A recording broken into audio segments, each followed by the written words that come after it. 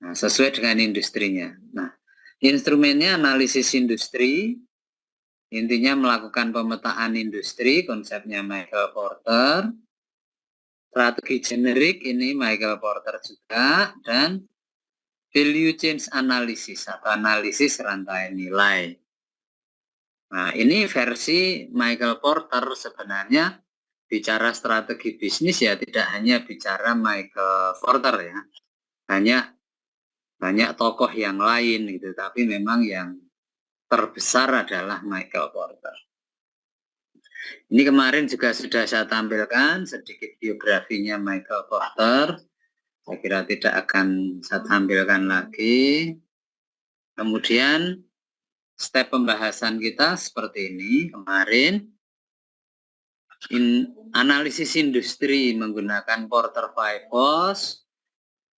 mestinya dilihat evolusi industrinya begitu. Kemudian analisis pengelompokan strategic group analisis. Kita memetakan dalam industri itu yang menggunakan strategi yang mirip siapa saja. Ini lebih bagian dari pemetaan sebenarnya. Lebih mudah untuk kita menentukan posisi kita dan sekaligus pilihan strategi apa yang akan digunakan. Kemudian positioning strategi itu kaitannya dengan strategi generik di level bisnis. Versi Michael Porter ya. Ada cost leadership, diferensiasi, dan fokus yang sudah kita singgung sedikit. Nah, activity configuration atau value chain ini adalah analisis rantai nilai. Ini Porter 5 yang sudah kita bahas ya. Meskipun cepat ya kemarin.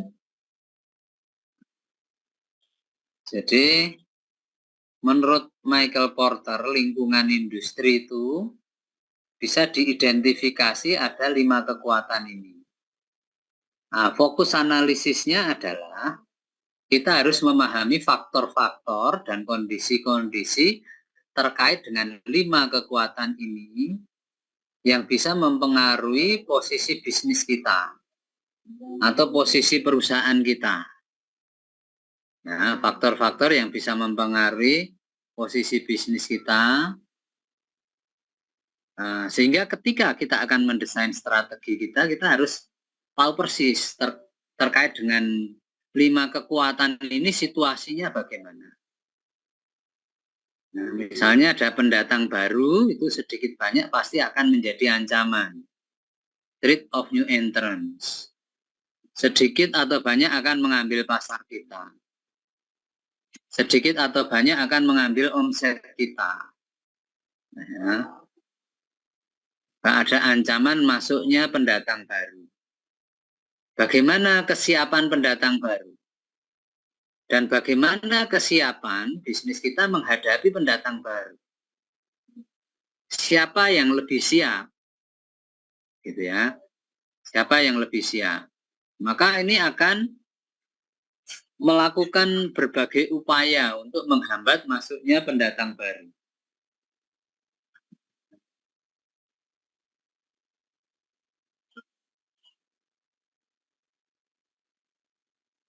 Kalau nggak bisa dihambat, terpaksa masuk, ya kita harus fight untuk menghadapi pendatang baru ini. Kemudian di sini ada pemasok. Bagaimana posisi tawar kita terhadap pemasok?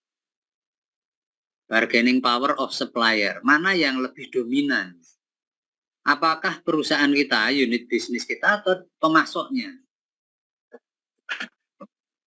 Kalau pemasok lebih dominan, berarti apa kata pemasok kita harus ikut. Sebaliknya, kalau kita ini menjadi customer yang cukup potensial bagi pemasok, maka pemasok harus memperhatikan suara kita gitu ya. Gampangnya begitu. Demikian halnya dalam hubungannya dengan customer. Bargaining power of buyer atau customer. Bagaimana situasi buyer?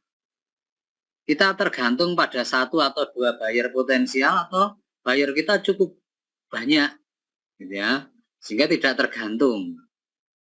Sehingga sama kasusnya ini, mana yang lebih powerful buyernya atau perusahaan kita, gitu ya.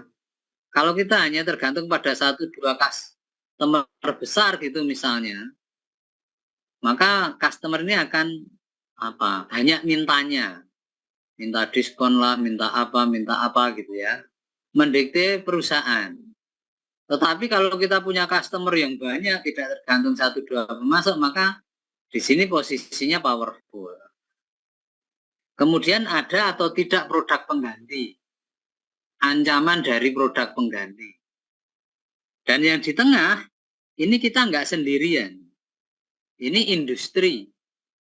Kita ketemu dengan unit bisnis sejenis dari perusahaan-perusahaan lain.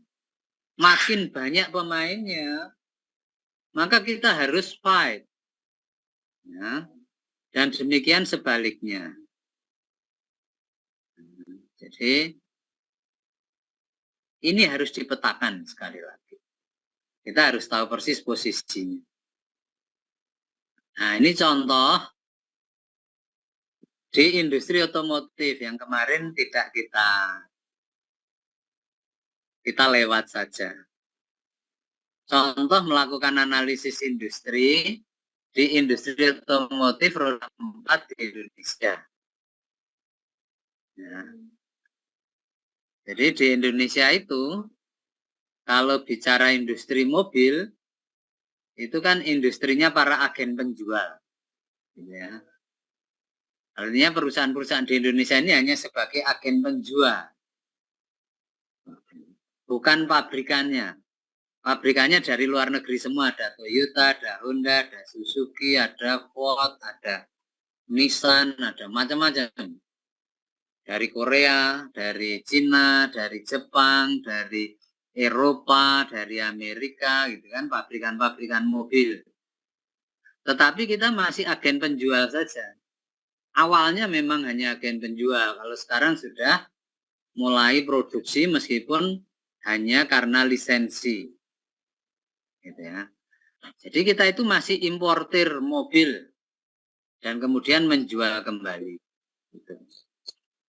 Nah, maka bagaimana pendatang barunya siapa? Ya kalau ada pemain baru mau menjadi agen penjual juga, itu ancaman.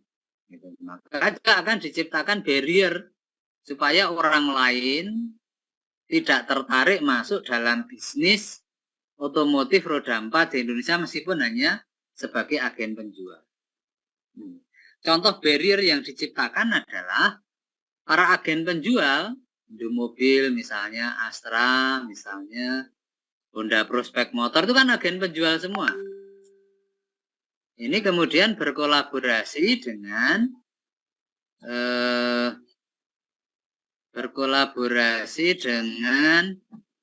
prinsipalnya. Dalam hal ini prinsipalnya adalah pabrikan. Ya, menciptakan hubungan eksklusif dengan mitra. Mereka mendekati prinsipalnya, membuat perjanjian. Apa bentuk hubungan eksklusif dengan mitra ini? Bentuknya adalah kita kenal muncul ada ATPM. Agen tunggal pemegang merek. Jadi agen penjualnya lobby ke pabrikannya, sudahlah saya jadi agen tunggalnya saja. Yang lain melobi perusahaan yang lain, saya agen tunggalnya saja. Sehingga kalau agen tunggal, orang lain nggak bisa masuk. Ini menciptakan barrier. Ya, ini hubungan eksklusif. Ini tujuannya untuk menciptakan barrier. Hambatan masuk bagi orang lain. Kemudian hambatan yang lain yang diciptakan adalah biaya investasi jaringan yang besar.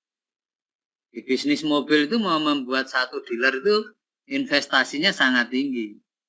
Sementara kalau agen penjual ini hanya punya satu dealer kan nggak mungkin. Pasti nggak diminati oleh pembeli. Maka jaringannya harus luas. Maka hanya pemain dengan kekuatan finansial besar yang bisa masuk.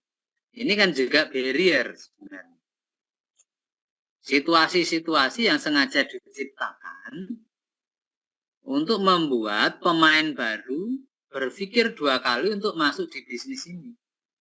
Tetapi kalau pemain baru itu didukung oleh kekuatan finansial yang memadai, ya akan tetap masuk. Kemudian pengalaman yang panjang dalam bisnis otomotif. Jadi membuat pemain baru itu juga berpikir ulang untuk masuk. Misalnya ketika mobil itu masih karoseri gitu, orang sangat fanatik misalnya kalau karoserinya Adi Putro. Setelah itu Alexander, setelah itu Laksana, setelah itu baru New Armada, karoseri, assembling juga, gitu ya. Jadi ini hanya contoh bagaimana kita menganalisis ya, situasinya seperti apa, menghadapi masuknya pendatang baru. Gitu. Ini contoh saja. Nanti teman-teman bisa menganalisis pada contoh kasus yang lain. Kemudian ancaman produk pengganti. Jadi setiap produk atau jasa itu kan pasti ada substitusinya. Ya, jadi bisa mengganti produk atau jasa kita. Nah, ini dalam kasus industri otomotif roda 4 di Indonesia. Apa produk pengganti? Perkembangan industri penyewaan mobil atau rental. Nah, sekarang ini banyak perusahaan-perusahaan yang milih rental atau milih rental karena tidak menanggung biaya perawatan. Di samping itu ya tidak usah inventaris mobil. Gitu. Kalau semua beralih ke rental, maka permintaan mobil pribadi itu akan berkurang. Nah, ini kan ancaman produk pengganti bagi industri mobil yang kita bahas kan baru industri mobil di Indonesia. Yang posisinya masih sebagai agen penjual saja. Importir mobil yang kemudian dijual. Meskipun ada juga yang atau sekarang sudah memproduksi merakit dengan dasar lisensi. Bahkan kita sudah ekspor mobil itu, tapi ya lisensi, namanya tetap Toyota, namanya tetap Suzuki, namanya tetap Honda, dan seterusnya.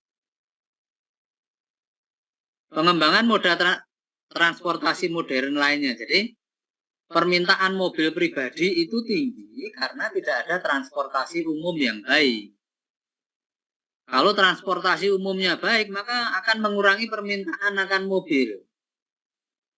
Sehingga kalau ditanya jujur, para pengusaha otomotif itu senang enggak dengan adanya monorail? Enggak senang. Karena itu mengurangi permintaan akan mobil. Senang enggak dengan adanya busway? Enggak senang.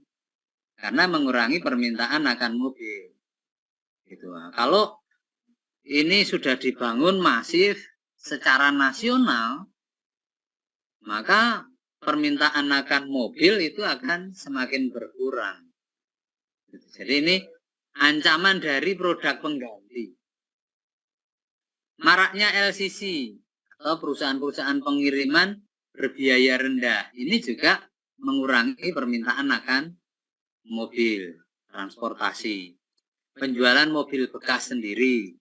Ya. Kemudian e-bisnis. Ya, ketika semua bisa dilakukan secara online, maraknya semua bisa dilakukan secara online dengan adanya internet. Nah, kuliah ini online sehingga tidak perlu transportasi menuju ke kampus, misalnya. Sehingga nanti belanja online, apalagi atau makan cukup online, GoFood Nah, apapun bisa dilakukan dari rumah, work from home, gitu ya. Jadi hal-hal yang bisa dilakukan dari rumah, dilakukan dari rumah, sehingga mengurangi permintaan akan transportasi, sehingga yang mengurangi permintaan akan mobil. Kemudian dulu orang beli mobil itu investasi, nah, kalau sekarang enggak, ya, karena pasti turun. Pilihan investasi lain di luar mobil banyak, gitu ya, sehingga tidak menginvestasikannya dalam mobil. Nah, ini gambaran ancaman dari produk pengganti. Nah, ini harus dipetakan. Oh, kalau ada situasi seperti ini, maka apa strategi yang harus dilakukan oleh para perusahaan yang bergerak dalam industri otomotif roda 4. Gitu. Kemudian bagaimana posisi tawar pemasoknya?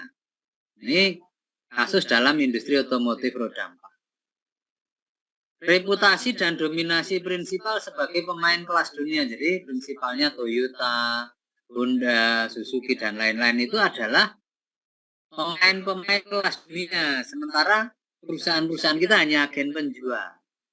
Nah, dari situ bisa dilihat jelas bahwa prinsipalnya jauh lebih powerful. Ya. Sehingga ya posisinya lemah perusahaan-perusahaan kita. Apa kata prinsipal pasti akan diikuti. Harapan prinsipal untuk tidak tergantung kepada 1-2 jaring distribusi. Kalau pengusaha mobil di Indonesia maunya menjadi agen tunggal dengan ATPM, agen tunggal pemegang merek, tetapi prinsipalnya sebenarnya nggak suka dengan agen tunggal. Bagi prinsipalnya yang penting produknya laku. Makin banyak agennya makin bagus. Nah, ini kan posisinya nggak enak. Tuntutan prinsipal agar margin keuntungan ditekan. Jadi menekan pada agen penjualnya, kamu jangan ambil untung besar-besar supaya omsetnya naik. Jadi ini misalnya ya, ini hanya contoh menggambarkan situasi pada bisnis otomotif roda 4 di Indonesia. Kemudian posisi tawar pembeli dalam kasus industri mobil. Sekarang ini mau beli mobil pilihannya banyak. Tinggal uangnya berapa, budgetnya berapa. Ya. Semakin banyak pilihan produk dan outlet produk yang tersedia di pasar, ini nggak menguntungkan.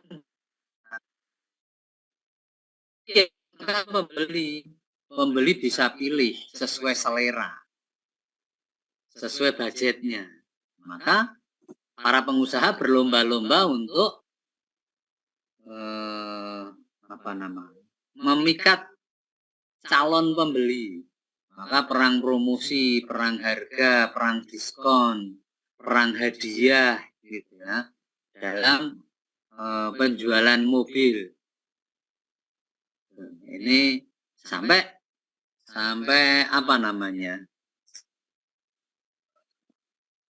berusaha mendekati pengambil kebijakan. Misalnya sampai ada kebijakan dulu mobil murah, LCGC. Kebijakan mobil murah itu kan disubsidi oleh pemerintah. Itu kan tidak lepas dari lobbynya industri juga. Sekarang ada kebijakan PPN dari 11% menjadi 1%. PPNBM-nya menjadi 0%. Nah, gitu. Nah, itu kan sebenarnya ada bargaining juga dari dunia usaha. Alasannya karena pasar lesu habis COVID, daya belinya turun, ya, dan seterusnya. Tapi pemerintah juga punya kepentingan supaya ekonomi bisa tumbuh dari sektor konsumsi, gitu ya. Maka ya diberi insentif keringanan pajak itu sehingga harganya menjadi lebih murah, omsetnya naik.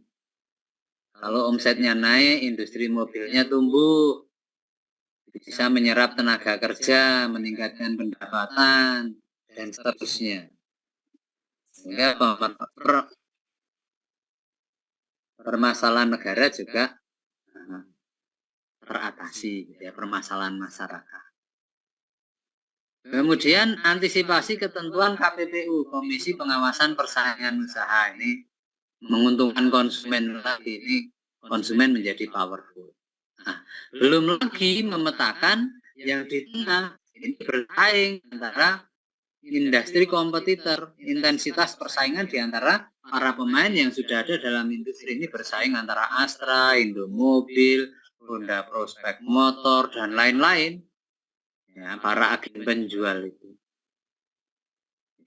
Jadi harus dipetakan semuanya. Setelah tahu petanya, baru didesain strateginya.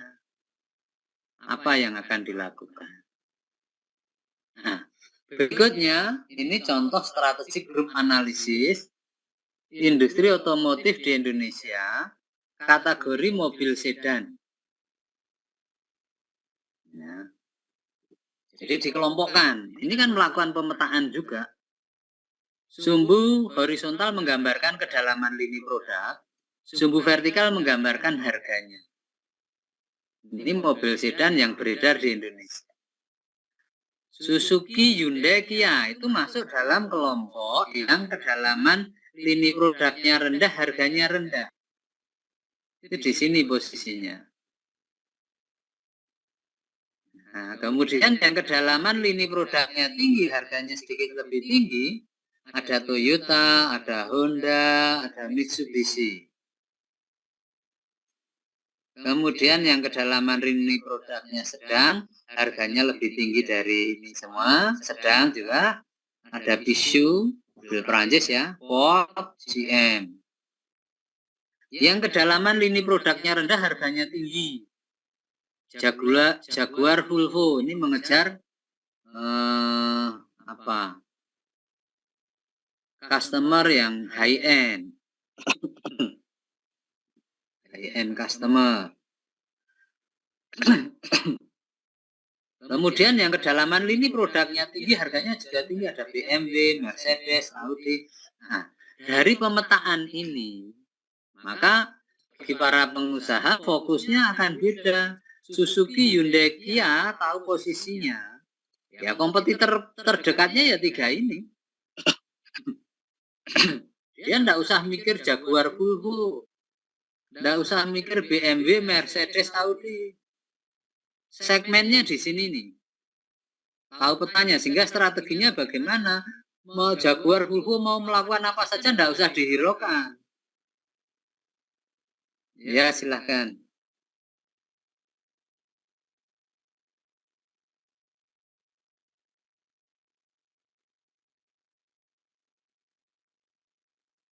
Ya.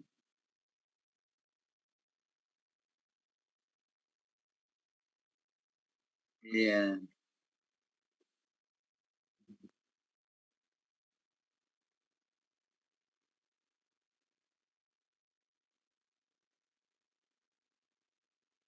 Oke. Iya. Ya, dia ya. Nah, ini hampir sama dengan Jaguar Volvo, tapi ini lebih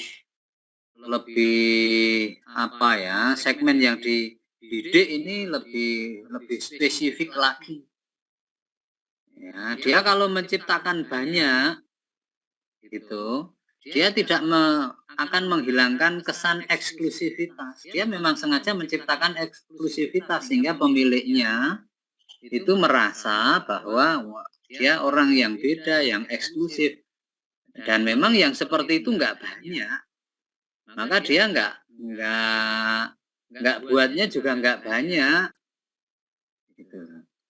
Beda dengan misalnya di sini Suzuki, Hyundai, Kia ini membidik target yang luas, bermain dengan harga rendah, variannya nggak banyak, harganya rendah, supaya omsetnya banyak. Sama Toyota, Honda, Mitsubishi ini juga membidik target yang luas.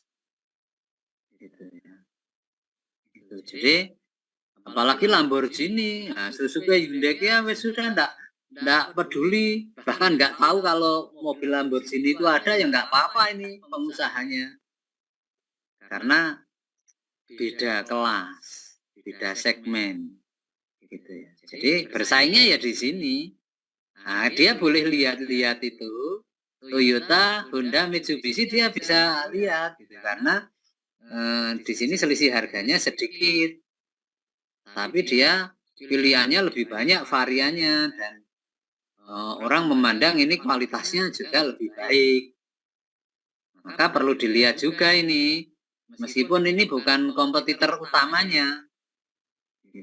Jadi memetakan seperti ini. Ini belum semua terpetakan, ini hanya sebagian. Hanya sebagian saja yang hanya sekedar untuk contoh ya, terpetakan di sini.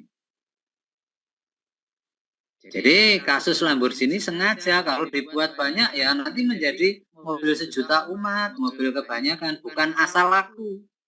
Dia akan ciptakan lagi sesuatu yang lebih lagi, yang lebih lagi gitu.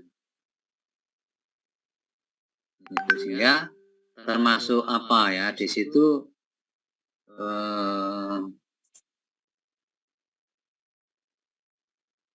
ada emosional buyingnya, emosional tapi bukan emosional karena lebih ke ya, menciptakan prestis, menciptakan eksklusivitas tadi.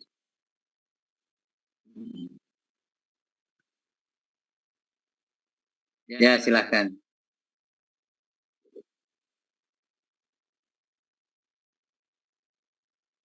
Iya. Iya.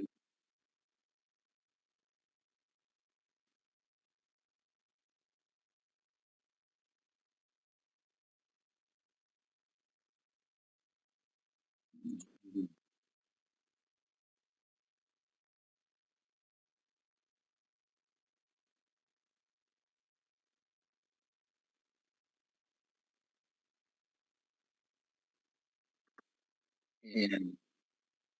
Oke, Wuling, Almas, ya. Mobil Cina, mobil Cina, mobil Korea, gitu ya. Itu hampir sama, tidak hanya Wuling. Kayak Kia, Hyundai itu ya bagus-bagus, fiturnya bagus-bagus, gitu ya. Tetapi di Indonesia itu mobil Cina, mobil Korea belum mendapatkan tempat gitulah bagi mayoritas konsumen Indonesia. Konsumen Indonesia masih fanatik terutama mobil-mobil Jepang gitu ya. Jadi strateginya itu masih sama. Jadi Almas misalnya dengan harga 350-an gitu, fiturnya hampir ya, mirip itu ya kalau dengan CR-V masih jauh lah, masih jauh di bawahnya gitu ya. Gitu. Tapi sebenarnya bagus fitur-fiturnya gitu ya. Jadi membidik tetap itu bermain dengan harga murah, membidik segmen pasar orang yang pengen apa mewah gitu, tetapi budgetnya terbatas. Mau ke CR-V nggak mampu, tapi pengen fitur-fitur kayak CR-V gitu ya.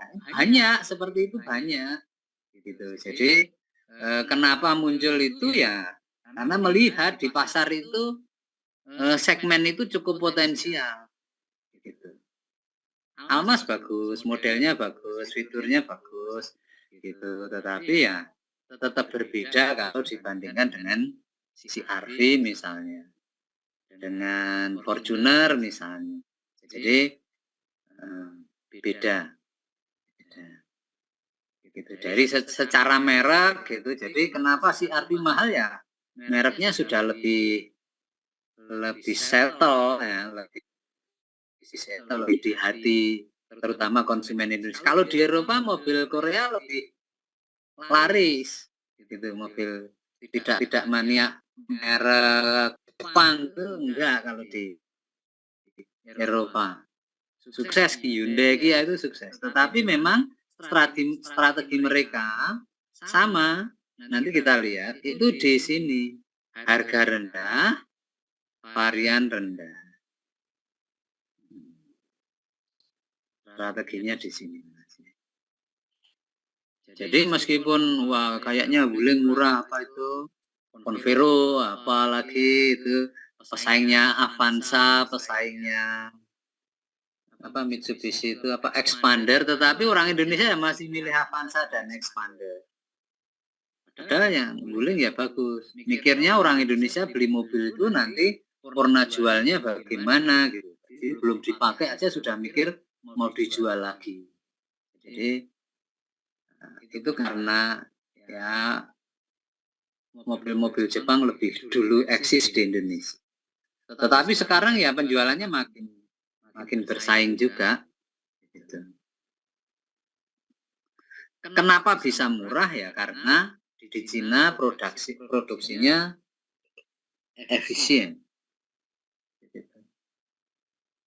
Ini untuk kategori mobil niaga. Kita melakukan pemetaan sama dasarnya kedalaman lini produk dan harga.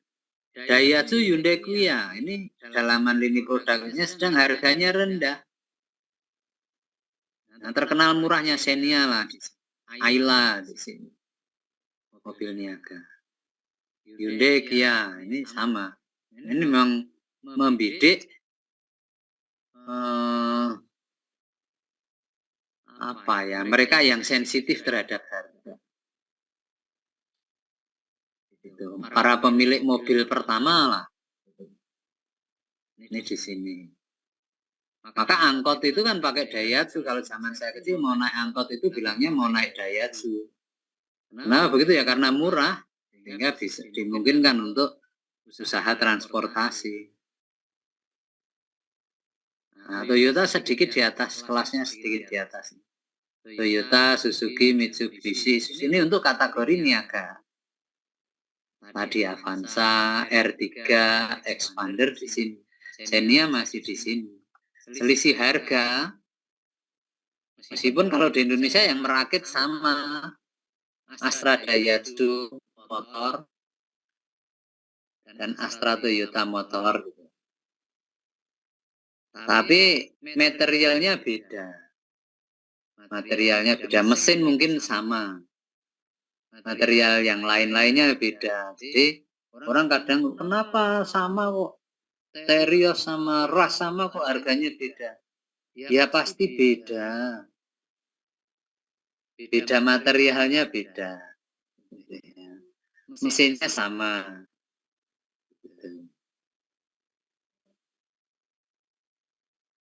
Jadi kan tidak cuma beli mesin, belinya kan beli kenyamanan, beli keindahan, estetikanya dan seterusnya. Jadi cuman bahan dashboardnya beda gitu aja, sudah kesan mewahnya beda. Hanya kesan mewahnya beda, harganya sudah hanya cover ya.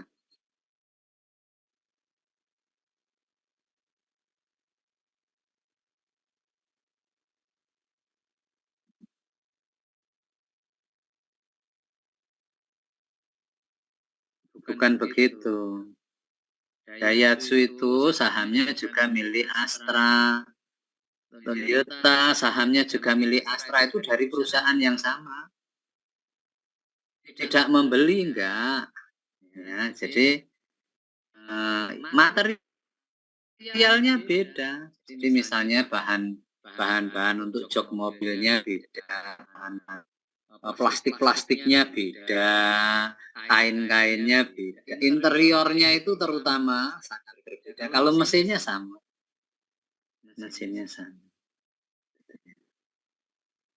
Jadi ya karena material yang berbeda. Itu yang membuat harganya beda, bukan karena Toyota beli di Daihatsu, bukan. Itu sudah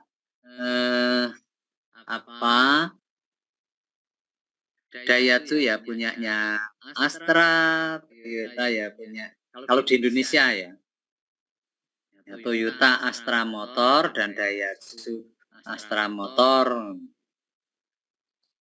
ini sama-sama. Ini untuk mobil niaga, di sini ada VW Renault Mazda. Ini kedalaman lini produknya sedang, harganya sedang. Jadi Mazda itu sebenarnya kelas di atasnya ini. Tetapi di Indonesia juga tidak cukup diterima. Jadi Mazda itu bagus, tapi Indonesia itu pokoknya fanatiknya Toyota gitu ya. Banyak kan. Honda, Nissan, Ford, GM ini kelasnya di atasnya. Ya, ini selevel kalau ini dengan VW, Renault, Mazda. Ini untuk kategori mobil niaga. Ini dipetakan. Sehingga Toyota yang dipikir di sini di kategori niaga ya terutama yang dipikirkan ya Suzuki, Mitsubishi, Isuzu. Nah ini juga dilirik ini karena selisihnya nggak jauh beda. Honda, Nissan, Ford, tetapi dia nggak ngelirik BMW, nggak lirik Mercedes gitu. Levelnya beda. Nah. Berikutnya ini positioning strategi. Positioning strategi menggunakan 3 strategi generik. Kemarin sudah saya singgung juga. Ada 3 strategi generik menurut Michael Porter yang digunakan untuk memperoleh keunggulan dalam bisnis. 3 strategi itu yang pertama adalah low cost, tadi strategi harga murah. Bisa murah karena bisa melakukan efisiensi di berbagai bidang. Low cost, yang kedua untuk memperoleh keunggulan di samping dengan low cost dengan diferensiasi, menciptakan sesuatu yang different. Nah, low cost dan differentiation dihadapkan pada apakah target yang luas atau target yang sempit, target pasar yang luas atau target pasar yang sempit. Kalau low cost dengan target yang luas maka jadinya cost leadership, differentiation dengan target yang luas jadinya strategi differentiation. Tetapi kalau low cost tapi target pasarnya sempit, ini cost focus. Demikian juga membuat sesuatu yang different kayak Lamborghini tadi, tetapi hanya membidik pasar yang sempit, maka strateginya sebenarnya fokus. Fokus diferensiasi atau differentiation focus. Jadi yang fokus itu ada differentiation fokus dan cost fokus, kemudian ada cost leadership dan ada diferensiasi. Jadi 3 strategi generik, cost leadership, diferensiasi dan fokus. Nah, untuk bisa menerapkan itu ada persyaratannya. Kemarin sudah kita bahas ya ini ya. Untuk bisa menerapkan strategi cost leadership, maka supaya bisa efisien investasi modal yang terus-menerus dan akses ke modal, supaya enggak kalau begitu teknologinya tertinggal kita kalah efisien. Perlu keterampilan rekayasa proses agar efisien. Perlu supervisi tenaga kerja secara ketat agar efisien. Produk didesain untuk produk massal supaya efisien. Sistem distribusi berbiaya rendah dan arahnya ke efisiensi semua. Nah, persyaratan yang lain perlu pengendalian biaya yang ketat, laporan yang sering dan laporan pengendalian yang terinci dan sering, insentif berdasarkan target kuantitatif yang tepat. Sehingga apa? Supaya struktur biayanya kompetitif. Sehingga memungkinkan untuk menjual produknya dengan harga rendah. Karena efisiensi di segala bidang. Nah, diferensiasi juga ada syaratnya. Untuk membuat sesuatu yang different, berbeda, eksklusif tadi, perlu kemampuan pemasaran yang kuat karena perbedaan itu harus dikomunikasikan. Bukan kita merasa membuat sesuatu yang berbeda, tetapi customer tidak tahu. Perlu bakat yang kreatif dan itu mahal. Kemampuan yang kuat dalam riset, jasa, pengembangan produk, gitu ya.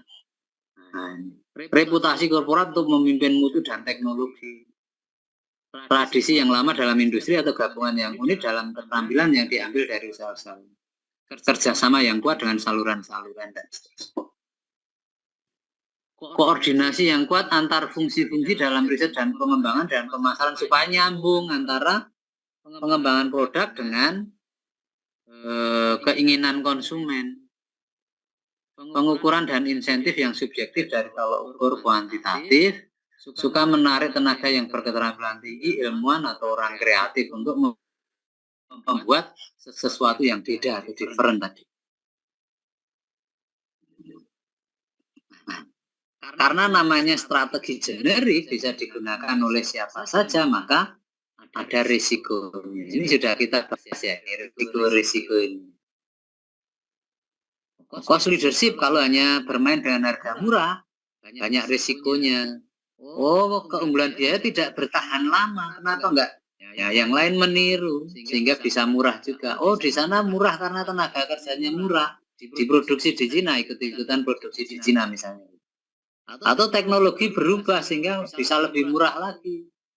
Atau bisnis lain untuk keunggulan biaya runtuh. Kedekatan dalam diferensiasi hilang, murah tapi jadi murahan gitu. Maunya orang kan murah tapi kualitasnya nggak jauh beda.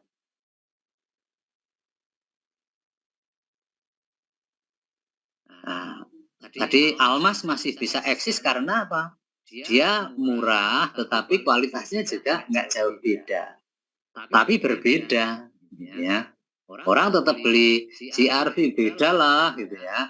Kita levelnya beda, naik Almas dengan naik CRV, prestisnya pasti beda. Kenyamanannya juga tetap berbeda, kemudian materialnya tadi kualitasnya juga beda, tetapi nggak jauh beda juga. Orang yang beli Almas, wah saya pilih ini kok efisien, kenyamanannya nggak beda kok. Orang ngomongnya begitu. Sama ketika orang membeli mobil Xenia, sama kok dengan Avanza gitu ya. Apakah sama gitu ya? Ya beda. Ya beda, tapi memang itu segmen pasar yang berbeda. Yang beli Xenia orang yang sensitif terhadap harga, orang yang lebih melihat fungsi. Tetapi yang beli Avanza itu yang sudah berpikir, oh saya pengen yang lebih berkualitas. Nah, rasanya ya meskipun tipis, prestisnya beda. Bandingkannya jangan dengan Lamborghini tadi ya, sudah enggak sebanding gitu ya. Enggak bisa dibandingkan, tidak apple to apple gitu.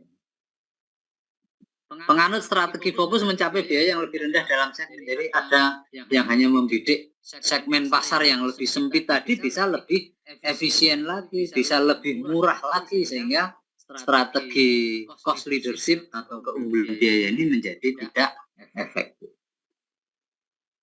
Demikian juga diferensiasi itu generik, ada risiko-risikonya.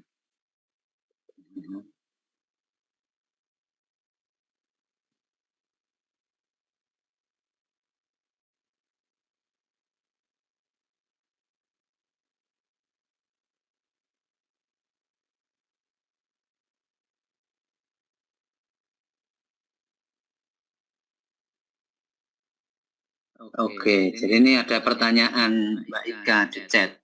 Dalam hubungan prinsipal, sekiranya diperlukan tidak pihak ketiga yang independen, misal auditor, untuk menyelaraskan kepentingan antara keduanya. Jadi, tadi misalnya prinsipal dan agennya membuat kesepakatan menjadi agen tunggal pemegang merek, ini kan kontrak. Kontrak itu pasti ada detail kontraknya. Pasti ada detail kontraknya. Kemudian perlu nggak auditor? Ya perlu. Nah, perlu sehingga namanya kontrak itu kan ada kemungkinan terjadi wan prestasi juga. Pihak-pihak yang ikut berkontrak sehingga ya kontraknya itu dibuat sedemikian rupa, kalau terjadi wan prestasi bagaimana dan seterusnya itu dibuat. Kontraknya itu berlaku untuk berapa lama, dengan poin-poin seperti apa, dan seterusnya.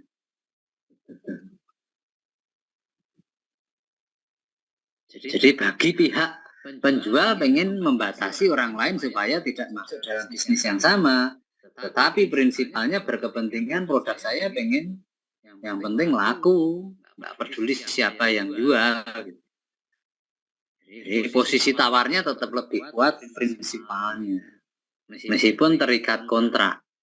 Lisensi pun dengan kontrak. Perlu auditor enggak? Ya perlu. Lisensinya seperti apa, seberapa lama, dan seterusnya. Karena pihak prinsipalnya misalnya berkepentingan untuk menjaga kualitas. Jangan sampai lisensi diberikan kualitasnya kemudian jadi turun, menurunkan citra. Gitu. Misalnya seperti itu. Oke, saya lanjutkan ke risiko diferensiasi. Sama tidak bertahan lama karena pesaing meniru. Apa yang membedakan? Misalnya sepeda motor hanya beda stripping, ya mudah ditiru. Teknologi berubah, muncul yang lebih different lagi. Basis diferensiasi menjadi kurang penting. Kemarin saya contohkan misalnya sepeda motor yang satu pakai tromol, yang satu pakai cakram. Ternyata setelah diamati yang pakai tromol nabrak, yang pakai cakram juga nabrak. Berarti keselamatan tidak terletak pada remnya tromol atau cakram, tetapi pada kehati-hatian pengendara. Sehingga orang kemudian nggak penting lah tromol atau cakram, sementara dengan tromol lebih murah, sehingga diferensiasinya nggak berhasil atau nggak efektif. Atau kedekatan dalam biaya hilang.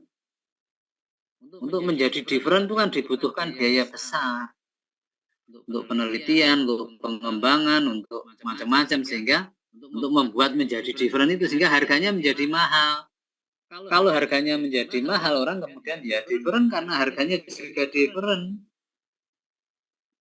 Maunya orang kayak kasus tadi, contoh Almas dan mungkin si Ardi tadi ya. Gitu. Maunya orang gitu. Berbeda tetapi harganya tidak jauh beda. Sehingga orang mau membeli gitu ya. Jadi ada kedekatan dalam, kalau tadi kedekatan dalam diferensiasi hilang, kalau di sini kedekatan dalam biaya hilang. Wah, menjadi beda, sangat berbeda, tapi harganya juga sangat berbeda.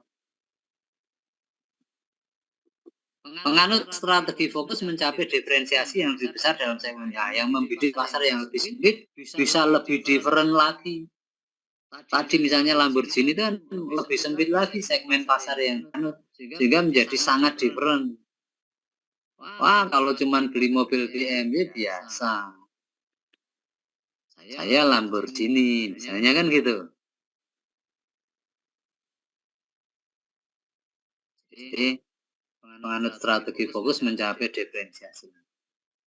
Kemudian risiko fokus ya sama, fokus ditiru. Kalau strategi generik itu risiko ditiru karena memang ini bisa digunakan oleh siapa saja. Segmen sasaran menjadi rusak, tidak menarik secara struktural, struktur rusak atau bahkan permintaan menghilang. Nah, kemarin saya contohkan misalnya ada satu perusahaan fokus pasar Jawa Tengah. Ternyata pesaingnya fokus pasar Magelang. Pesaing yang lain fokus pasar Solo, pesaing yang lain fokus pasar Semarang, dan seterusnya. Itu nah, Jawa Tengah isinya itu. Maka segmen sasaran menjadi tidak menarik, strukturnya rusak, bahkan permintaan hilang karena segmennya kecil dibagi-bagi. Pesaing dengan sasaran luas menguasai segmen, jadi muncul pemain besar dalam segmen itu. Perbedaan segmen dengan segmen lain menyempit keunggulan lini luasnya. Atau penganut strategi fokus menggarap subsegmen dalam segmen lagi ya. Jadi semakin kecil lagi segmen pasar. Jadi risiko strategi generik, karena generik itu bisa digunakan oleh siapa saja, ya mudah ditiru ini, maka Michael Porter menyarankan kalau nggak mau strategi yang gampang ditiru ya susunlah strategi berbasis kompetensi. Nah, bagaimana menemukan kompetensi? Itu ada cara-caranya. Salah satunya dengan menggunakan value chain analysis atau analisis rantai. Nah, ini gambaran positioning strategi untuk industri otomotif tadi. Roda 4, ya, kategori komersial car, mobil niaga. Yang menggunakan cost leadership siapa? Hyundai Kia. Ini bermain dengan harga murah. Termasuk Wuling itu masih di sini. Yang diferensiasi siapa? Toyota. Diferensiasi tapi membidik broad target yang luas. Toyota, Mitsubishi, Honda, Ford, Chevrolet, Mercedes masuk di sini. Yang cost fokus membidik pasar yang sempit, misalnya Perkasa. Yang differentiation fokus, Land Rover. Membidik target pasar yang luas, tetapi yang sempit, tetapi menawarkan diferensiasi. Kategori mobil niaga. Belum semua, ini hanya contoh. Ini yang kategori mobil sedan. Yang cost leadership siapa? Hyundai, Kia. Yang diferensiasi Honda, Mitsubishi, Ford, Chevrolet membidik target pasar yang luas. Yang cost fokus untuk sedan Timor hanya ada di Indonesia. Proton hanya ada di Malaysia. Harganya murah, dulu 35 juta dapat mobil sedan nyaman Timor itu. Memang cost fokus dan membidik pasar yang lebih sempit. Differentiation fokus Jaguar, Subaru, Lamborghini tadi. Membidik target yang sempit, tapi menawarkan yang difference.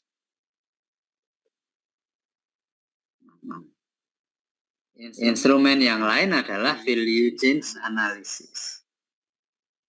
Gambarnya seperti ini. Jadi ini harus diisi sebenarnya. Cerita value chain analysis, saya kira juga pernah saya sampaikan. Intinya, aktivitas perusahaan yang banyak sekali itu dikelompok-kelompokkan. Makanya kemudian ada firm infrastructure, ada human resource management, technology development, procurement. Kemudian dikelompok-kelompokkan ada inbound logistik, operation, marketing and sales, outbound logistik, after sales service. Inbound logistik ini terdiri dari banyak aktivitas. Operation ini terdiri banyak aktivitas. Marketing and sales terdiri banyak aktivitas. Demikian juga firm infrastructure ini terdiri dari banyak aktivitas. Human resource development jelas banyak aktivitas. Nah, setelah dikelompok-kelompokkan kemudian dikelompokkan lagi menjadi aktivitas primer, primary activity, dan support activities atau aktivitas pendukung atau aktivitas primer. Berikutnya, semua aktivitas baik yang masuk aktivitas primer maupun aktivitas sekunder ini dikaji terus-menerus, diperbaiki terus-menerus, diinovasi terus-menerus. Ya. Kemudian secara periodik perusahaan melakukan benchmarking, melakukan perbandingan dengan kompetitornya. Apa yang di benchmark ya, aktivitas-aktivitas baik aktivitas primer maupun aktivitas sekunder. Setelah di benchmark kemudian kita akan tahu posisinya. Aktivitasnya itu masuk dalam kategori inferior, masuk dalam kategori ekuivalen atau sama atau rata-rata, atau masuk dalam kategori superior atau unggul. Kalau inferior, diusahakan terus di-create, diinovasi supaya minimal menjadi rata-rata. Kalau sudah rata-rata, di-create terus, diinovasi supaya menjadi superior. Kalau sudah superior, tidak berhenti untuk di-create, diinovasi supaya bisa mempertahankan superioritasnya selama mungkin. Nah, kalau aktivitasnya kemudian menjadi superior, ya maka kinerjanya juga pasti superior. Kinerjanya unggul. Itu cara kerja value chain analysis. Nah, setiap aktivitas di sini misalnya inbound logistik ini terdiri dari banyak aktivitas. Untuk menciptakan aktivitas inbound logistik yang unggul, maka aktivitas-aktivitas yang di dalamnya juga harus unggul. Maka ibaratnya mata rantai harus kuat di seluruh mata rantainya. Sementara inbound logistik ini hanyalah satu mata rantai di primary activities. Di aktivitas primer dia harus bagian dari mata rantai dengan operation, dengan marketing and sales, dengan outbound logistik, dengan after sales service. Nah, ini juga harus kuat di seluruh mata rantainya, sehingga kalau itu terjadi baik di aktivitas primer maupun aktivitas sekunder dan kedalaman aktivitas masing-masing, maka pasti organisasi atau perusahaan akan bisa meraih keunggulan. Nah, di sini endingnya itu ya margin. Ini gambaran singkat analisis rantai. Nah, ini contoh sistem nilai. Ya, contoh sistem nilai. Misalnya di sini super supplier value chain. Dalam hubungan dengan pemasok, ini satu aktivitas supplier.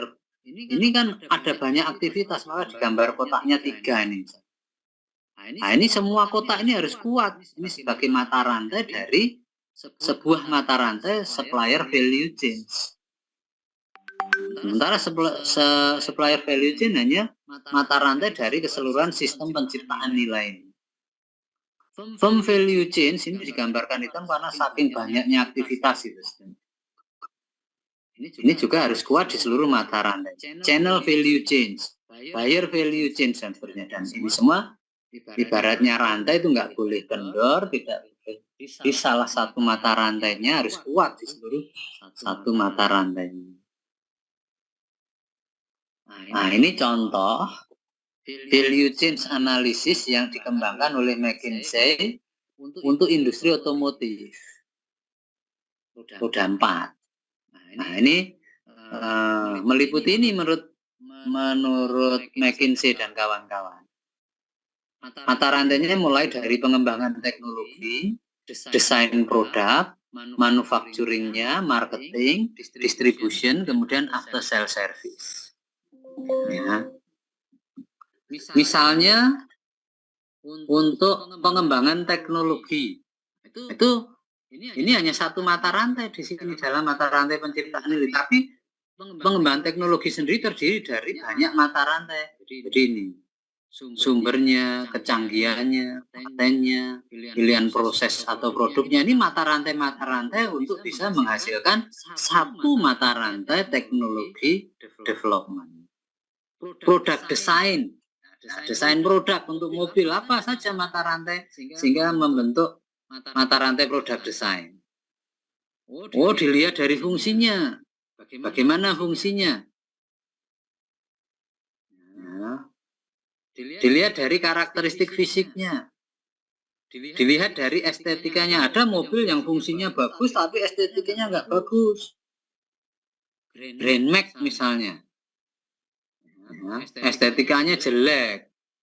Tapi fungsinya bagus, di dalam tuh lega sekali. Misalnya kualitasnya. Lihat juga kualitas. Ini semua membentuk mata rantai desain produk.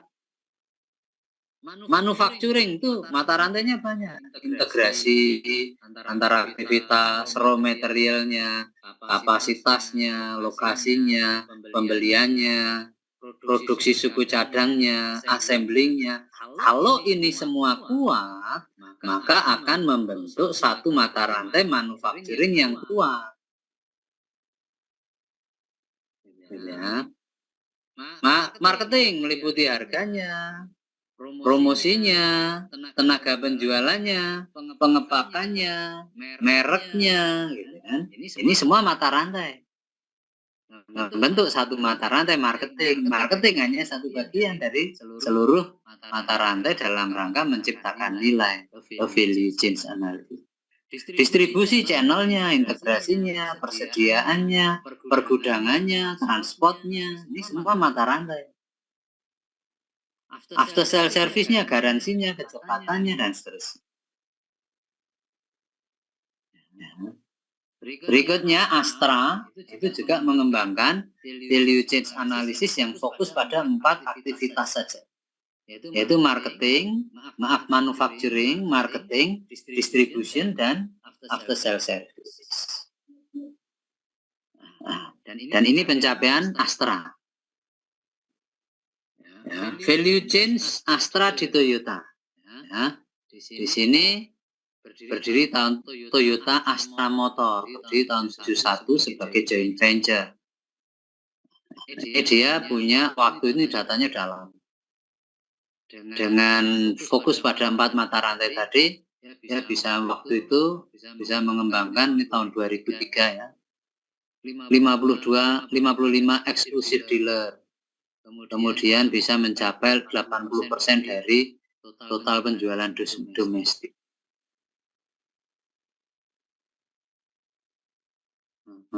Kemudian Astra Division, jadi melalui PT Astra France Motor. Pencapaiannya bisa mempunyai 8 cabang dan 18 dealer pada waktu itu. Astra di BMW melalui PT Cahya Sakti Motor 50%, sahamnya dimiliki oleh Astra International. Nah, dia punya 5 cabang, 6 outlet, penjualan 40% dari total penjualan BMW di Indonesia. Astra di Daihatsu tadi yang ditanyakan melalui PT Astra Daihatsu Motor. Semua punya Astra. Ya. Pencapaiannya ini 32 cabang dan 70 dealer. Kemudian Astra di Nissan melalui PT Astra Nissan Diesel Indonesia. Ini pencapaiannya.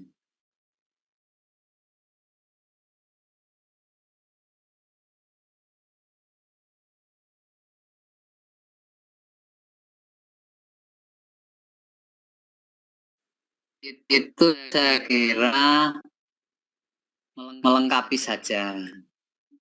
Melengkapi apa yang sudah kita diskusikan minggu yang lalu.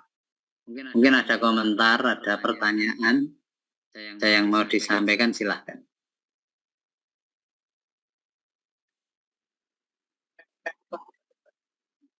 Ya.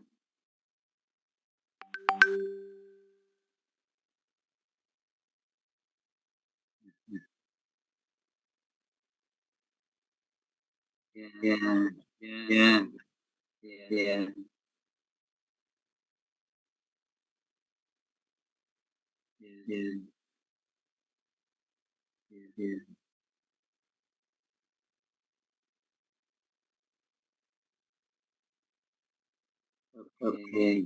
Oke.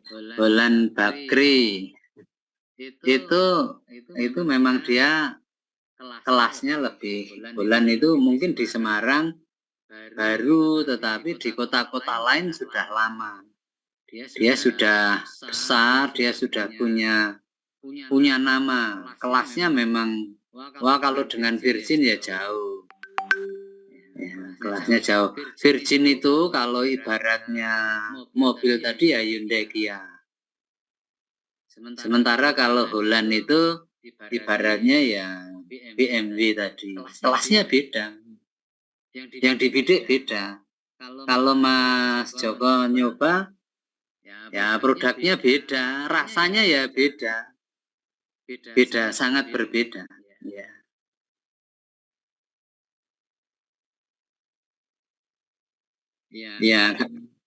Ya di Semarang baru itu kan baru outletnya.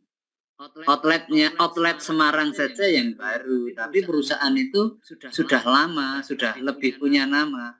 Yang lebih baru Virgin. Kalau ditanya mana yang lebih baru, Holland atau Virgin, ya Virgin paling baru. Gitu. Holland sudah pemain lama, Kawaka. Ya. Hanya di Semarang outletnya baru gitu ya. Tapi enggak di Semarang juga enggak semua baru, yang sudah lama ada kan. Mungkin di tempat-tempat tertentu sekarang outletnya bertambah gitu. Jadi kelasnya beda. Sama kayak misalnya di Semarang itu ada Excellent. Excellent itu ya jauh di atasnya Virgin. Virgin itu kelas bawah lah. Di atasnya Virgin mungkin ada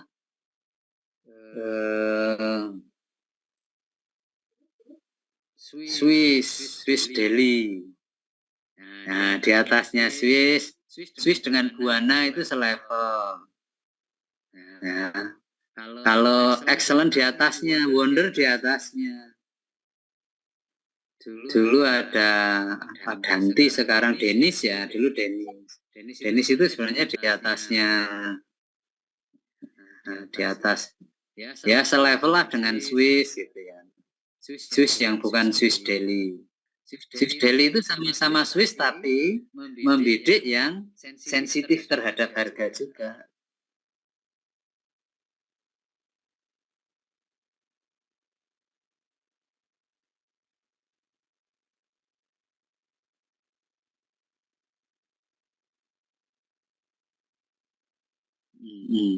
Ya.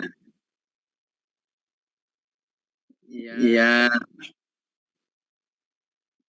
Ya lihat segmen pasar ya. Kalau itu lihat segmen pasarnya. Pasar di Semarang mungkin sensitif terhadap harga. Sehingga Virgin sukses, milih murahnya kan enggak terlalu enak, enggak apa-apa misalnya gitu ya. Sama kan kalau tadi Mas Joko tanya Lamborghini kok diproduksinya sedikit gitu ya. Ya sama gitu. Saya nggak pernah ke toko roti sih, tapi apakah produknya sedikit, tapi secara kelas itu kelasnya dia lebih di atas.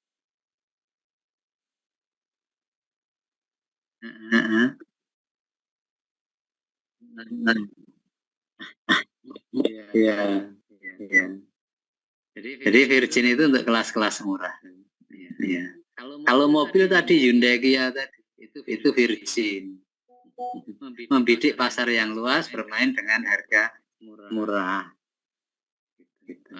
Untuk suguhan rapat, pesertanya banyak, Virgin. Tapi rapat direksi ya nggak mungkin lah pakai Virgin gitu kan gitu. Pakainya ya Holland, jadi pakainya paling enggak excellent, enggak di Semarang. Gitu Mas Joko. Ada yang lain? Saya kira clear ya. Tapi kalau masih ada silahkan.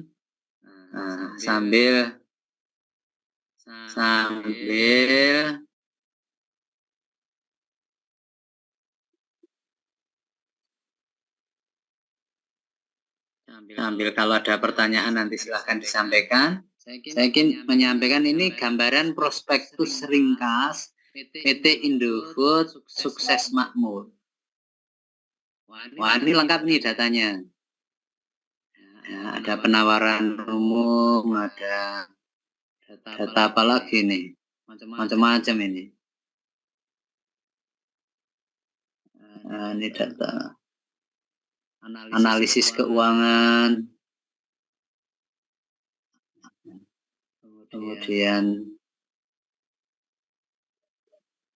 rencana penggunaan dana yang diperoleh dari hasil penawaran umum, ikhtisar data keuangan penting, ini ada data-data, analisis dan pembahasan oleh manajemen ini, sumber dana, arus kas, ini ada kegiatan dan prospek usaha, ada faktor risikonya juga, ada kejadian penting dan seterusnya ada. Nah, ini prospektus memberikan gambaran tentang, tapi namanya ini prospektus ringkas. Prospektus ringkas dari PT Indofood Sukses Makmur. Nah, dari data ini tugas ini sebagai pengganti mid semester, pengganti ujian mid semester. Silahkan data ini dianalisis menggunakan instrumen analisis yang sudah kita bahas, meliputi tahap input, tahap pencocokan, dan tahap pengambilan keputusan. Setelah itu teman-teman silahkan membantu PT Indofood Sukses Makmur ini. Setelah dianalisis, analisisnya nanti perlu data tambahan. Data tambahan terkait pesaingnya PT Indofood Sukses Makmur, ya, terkait dengan lingkungan eksternalnya PT Indofood Sukses Makmur, dan seterusnya. Nah, itu cari sendiri data tambahan. Nah, nanti setelah itu dianalisis menggunakan instrumen-instrumen yang kemarin sudah kita bahas. Dan rumuskanlah strateginya menurut versi teman-teman. Oh, sebaiknya PT Indofood Sukses Makmur menggunakan strategi apa saja, melakukan apa saja supaya bisa tetap eksis atau supaya bisa memperbaiki posisinya dalam industri. Gitu, mengenai tugasnya ada komen? Ya, waktunya kira-kira 1 minggu lah. Lama kan, 1 minggu. Supaya bisa mencari data, bisa merumuskan dengan baik, nanti di email ke saya jawabannya. Begitu, ada pertanyaan? Nanti data ini prospektus ringkas saya kirim di grup.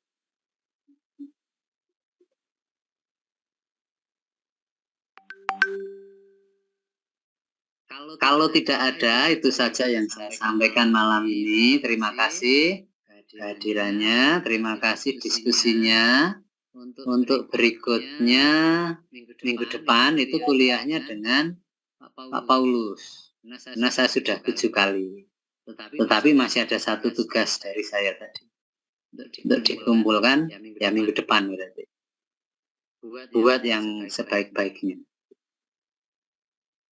Demikian, cukup?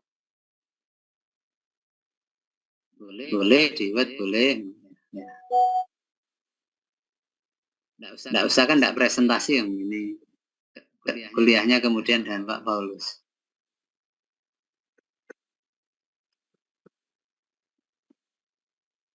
Baik, kalau tidak ada lagi, terima kasih sekali lagi. Saya akhiri.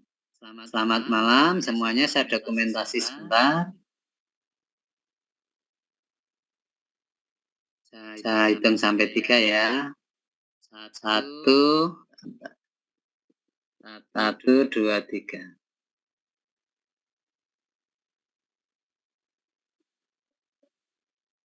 Ya. Terima kasih. Sampai ketemu lagi di lain kesempatan. Ya, selamat malam.